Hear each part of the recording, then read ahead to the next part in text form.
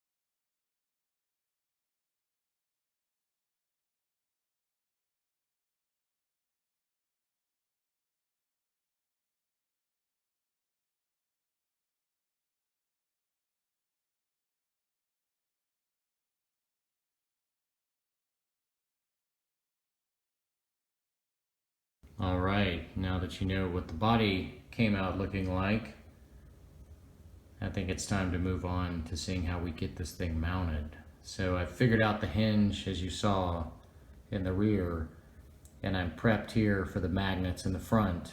So again, these were JLU rear body mount slash shock mounts.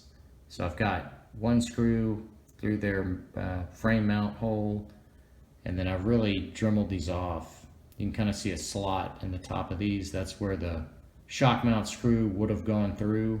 So I just gave myself a nice flat surface, very low pro, about even with the battery. So always looking at that, fitting it with that hood, and I was able to do all this while the body was clear. So right there I'm about even, and then I'll have two little magnets stacked, and then the hood sits at a little bit of an angle. So I think the next thing is let's get out some of the magnets and let's look at getting some of these glued in. All right, here's a quick look at the magnet process I'm using on this one. So as usual, I've got my little magnets from Lee Valley Hardware, and these are super small and thin, and they have double-sided on one side, which I usually just scrape off so I can glue them on.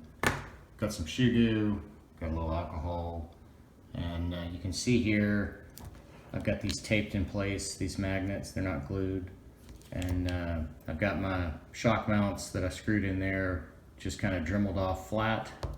So I got them kind of where I want them. So I fitted those up there and taped them down because due to this shape of this hood, you can see how curved it is. I wanted to glue these on because I want those to sit flat and glue tight to the Lexan. and then when I actually hinge it closed, it will pull these up at an angle, but that's fine. These can have kind of a blob of glue down there to the plastic, doesn't really matter, but that way that kind of blob of glue is not trying to make up that connection to the hood, that these are down flat. So with those taped down, I set magnets on top of both, had it screwed in, hinged it, and closed it, and then I put some magnets on top to lock them in place, tape those on, then of course could open it and grab these magnets, put some shoe goo, just kind of hold them and they would jump into place. And here they are setting up. So once I dropped them in, I just kind of don't touch them. And these have been setting up for probably about 9 hours thus far. So have not peeled the magnet and the tape off the top to make sure the paint didn't get messed up. So that is still a mystery, so we'll see. But once those cure up a little longer, we will hinge that, and then I'll put tape over these just so I don't glue them together. You know, then I'll probably take the magnets, stick them right here where they're supposed to go. Can put glue on each point. I could actually put glue on the bottoms of the magnets, and then I can hinge it closed and just give it a good seal. Might you know, put a weight on the top of it to keep a little pressure, and then just let that set up, and that will let these bottom ones cure, and that should do it. So all in all, probably another 12 hours plus, and this will be finished and we'll be able to pop it open. But that's the process. Pretty simple. I like these magnets because they're thin, so it helps you if you want to potentially stack magnets for a little more bond, and it also helps you with height. You can kind of adjust it up, and it allows you to keep it very low if you just want to use two.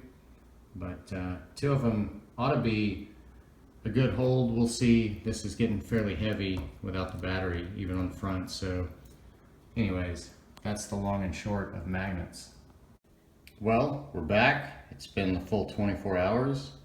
I've peeled the magnets off the hood and the tape, and it looks like we're all good, doesn't it? At first glance. But something very strange occurred on this that I've never had happen.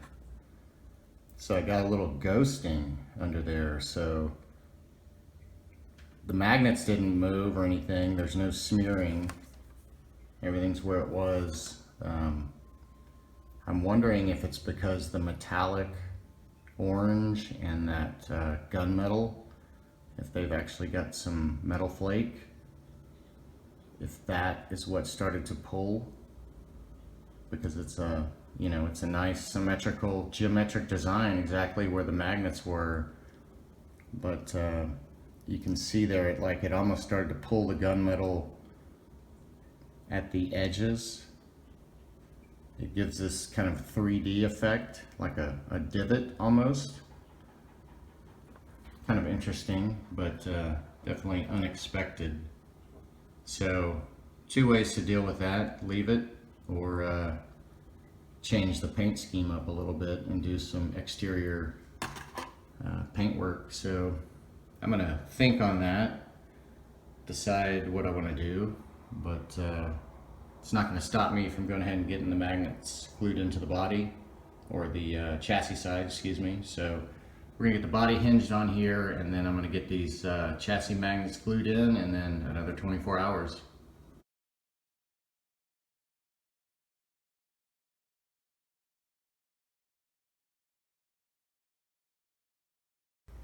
Well, it's been the full second 24 hours for the chassis magnets to cure. Look at that. It's really, really tough to see these at a distance. These little dimple looking spots. And the more I think about this, the more I'm wondering if it's, you know, this hood is angled, it's sloped, but it's also curved. So I'm wondering if that curve made, you know, the edges of the magnet pull tighter than the center and cause that.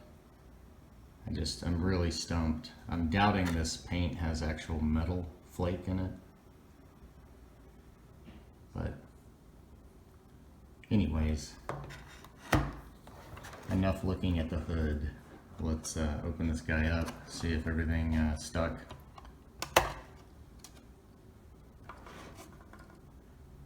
So it seemed to work there. So you can see here I put some kind of tape on the sides to make sure I didn't get any shoe goo on the carbon fiber chassis. So get this stuff off. And then you can see what I was saying, that these chassis magnets are going to sit at an angle, kind of a slope with the hood. Both of these.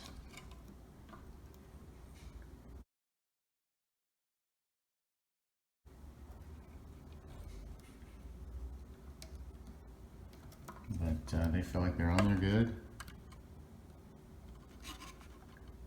Just a big glob of glue under there. And then I'll take this tape off of the uppers. And there we go. We got magnet mounts. Seem to be holding pretty well. So, what am I going to do about the hood?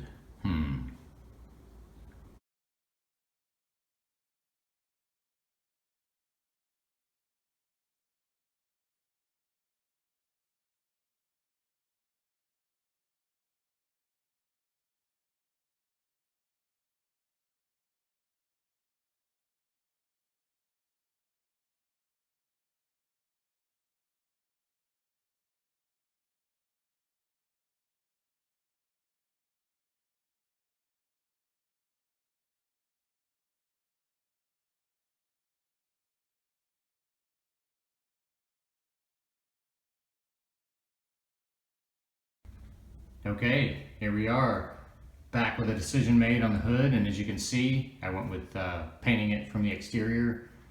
But I gotta say, I feel like this was a little Bob Ross happy accident. I'm super happy with it. So it looks like kind of satin black vinyls on each side of the hood. And then I went with this bright gunmetal for that center hinge, and then the two little cowl vents there. So I think that is really, really slick. Can't see the line, can you, Russ? Magnets, no more. So even though those dimples were not super offensive, I think this is 500 times better. So anyways, moving on from paint, finally, I've got a few little detail items here. These guys are the light kit from FMS for this body, which comes with the front grille. The body is pre-marked, so I'm going to go ahead and pop that in and shoe goo it, since I don't have kind of the back hinge piece or any hardware, which I don't really need. And then it's got round or rectangular lights to choose from, and that's why I wanted to leave these fenders in this factory little spot here for these guys to screw into. So I've got some LEDs for those. I'm gonna have to find some hardware, pick out a set I want, mount those up, and then from an eBay seller, and I believe Etsy as well, Adaptive Designs, he makes this little FMS Atlas visor, and I believe you can, you know, hinge this guy up if you get it in the right mounting spot. So I'm gonna look at getting that mounted up as well, get the windows on there, and maybe a few more little decals. So we're approaching the end, but not a lot to do, but still a little ways to go. Here we are, back with a little bit of progress. You can see the cab looks quite a bit different. I was able to pop that grill in, and that friction fit in there really well, but I went ahead and put some shoe goo and just smeared it on purpose just to see if I could get the paint to lift, and it didn't at all. I was just kind of experimenting, but because I knew it was covered, it wouldn't matter. And then of course I got the visor on, and this can lean up as well. I don't know why you would. I like it down. And then of course the window stickers, and that's about all the Atlas comes with.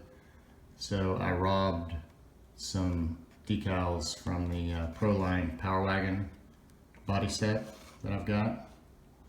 Had some extras, and of course had to represent. Get a Mofo sticker on there, so I think we're done with all the body detailing except for the lights. So you can see here I'm going to have to pop one more hole for the screw, and then I'm going to have to come behind this mount and then pop a hole for the wiring as well, and then get it all tucked and taped. Back here, I guess back here, that's where the plug is. So I've got one extra plug, so this won't have a switch, they'll just be on.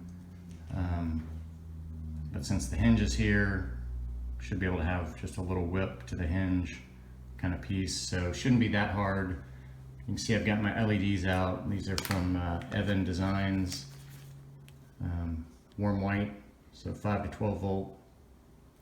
And I like using Evan Designs because they're more of like hobby grade, so it's like for model trains and stuff like that, so they have really thin wiring. They have all different sizes and colors of LEDs. They even have like, you know, ones that flash and change colors and pulse and whatever you could want. So I wanted ones with really thin wires because I knew I had to come in this, you know, fender, come right under it and the underside of it. So I didn't want a lot of bulk right there. So I've got some black tape, so I ought to be able to tape those pretty flush and get those routed. And then I'm just gonna cut off some servo extensions and get me a little plug made and soldered up. So that's about all that's left. So I'm gonna jump into the lights and then get the wheels on this thing and the body, and we'll see what it looks like. All right, we've got a little LED light test in progress. Nice little warm white there, give me that yellow kind of look. So I always test these before I solder them up, just to make sure. Never had a dud, but you can for sure. So I've got these ready. I found some little hardware. I had an RGT hardware pack for some odd reason. Had some little screws, and I found some O-rings, so I'm going to back those up with O-rings. So I think we are ready to get this installed if the other LED works, which I assume it will. I'll test that in a second. One thing I was looking at here, I got the holes drilled for the screws, and I was thinking rather than going down through that fender with the wire and then having to turn it, and just looking at where this capacitor lives, like it's probably going to be right there under the fender, wanting right where it wants to bend. So I'm thinking of maybe bending it sideways and coming through the grill, the side grill panel, maybe down low here at the fender. So just taking it right into that hood zone instead of coming down the fender. That may look cleaner overall. But anyways, progress is being made.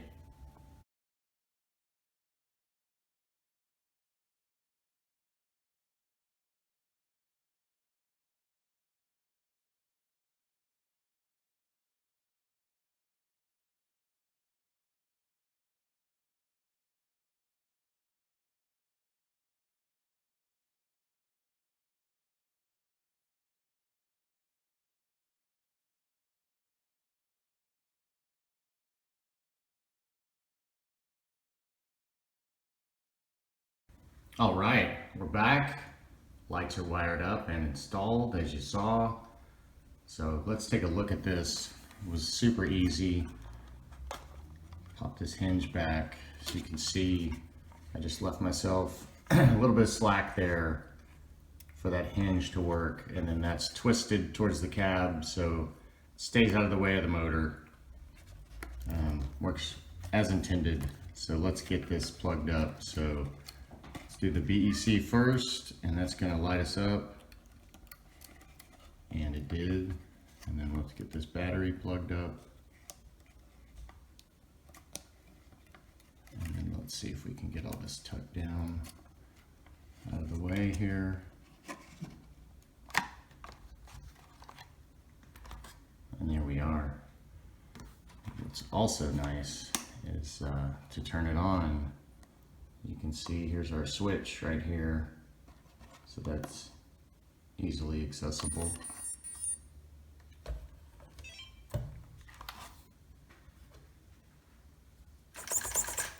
Look at that speed.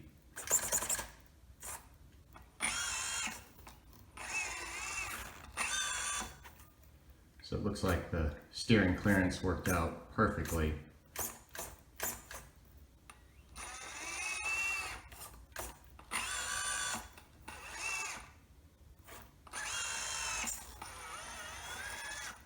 Man, that is looking great. I love that warm white.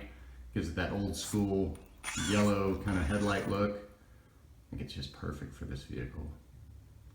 Let's see if we can get a little slow crawl going here. Oh yeah, look at that. We're moving. Pretty ridiculous. Man, I cannot wait to run this slow motion pancake. So that does it for lighting. So I think now we need to maybe check the stats, get this guy on the scales, maybe look at the articulation, and just see what we built here. Okay, the moment of truth. Let's fire up the scales here. I gotta say, one thing that I love about these scales, being the wired versus the newer Bluetooth, is the way I use them. I film on my phone, so if I have scales on Bluetooth on an app, I can't film and use the scales, so I like the analog, if you will, version with the wires. There's no problem plugging in 4 wires for me. So let's see here. Let's get this guy dropped on there, and this is that 3S battery in there, forward mounted, and look at that, my God. I thought we were gonna come out pretty good, but we are even overshooting the 60-40 mark there by a few percentage points. So 424.25 grams. So a little bit of weight there. Not super, super heavy. I've definitely got some heavier rigs. Let's flip over to ounces. So 14.9 ounces, 15 ounces. So this is about double the weight of a stock SCX24.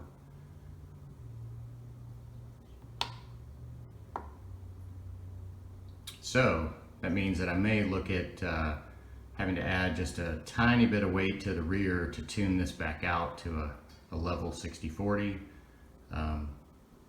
But hey, I'm not disappointed with this. I love that forward battery mount in this chassis. That's one of my favorite features, and it, you know, automatically helps give you that front bias that is so nice. So next thing, let's look at the articulation.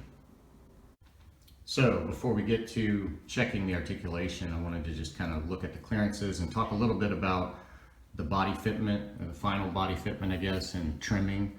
So part of the struggle with this was just these large tires and wanting to keep the lights, so wanting to keep the fenders, at least a portion of those, intact, and have this thing be able to turn and, you know, turn at full compression, full lock.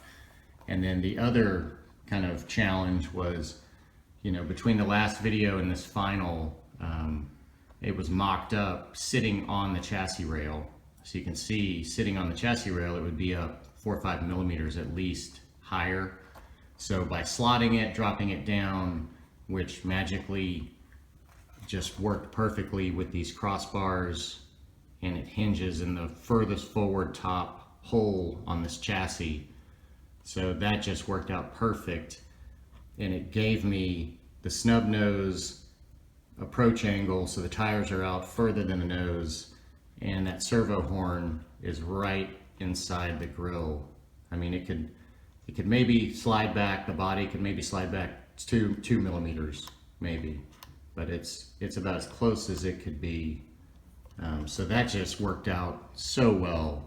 But in doing that, it dropped the whole body, which dropped these fenders. So I really had to look at how to trim those off. And you can see I had to account for the inward tire at compression, and then I had to do the same at the back.